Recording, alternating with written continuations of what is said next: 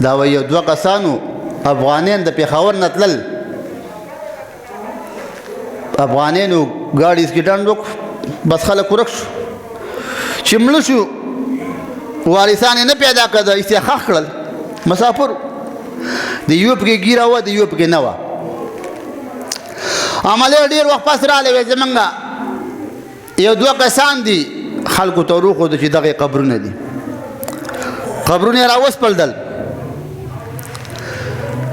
کوم سړی چې د هغه ګیره وه هغه مکمل روغ پروت و، او کوم چې د هغه ګیره نه وه د هغه د ګیرې په ځای باندې لړمان ناست و.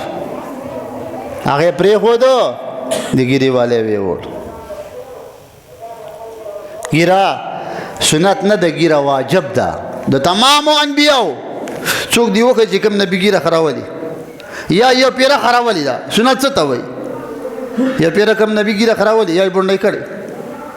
یاد لرئ، څوک چې ګیره بونډۍ کوي د هغه پسې مونځ مکروه، اقامت یې مکروه، اذان یې مکروه. چې د ګیرې والا ملاوېدو بې ګیرې به اقامت هم نه کوي، حق د ده جوړېږي. د ده اقامت مکروه، د ده اذان مکروه. مونځ خو موږ تاسو په هر چا پسې کوو، ملا هر چا پسې کوو. اوس خبره ده که امام ساتل ګرانه خبره ده، امام ساتل دا ګرانه خبره. 3000 روپۍ ورکوه او ما ته ټول کال مونځونه کوه، 12 میاشتې خپل مونځ ټول غلط دی، نو په 2000 روپۍ باندې یو غټه جاخه د ایلذي هغه را په شا کوه. دا د اسانه خبره ده.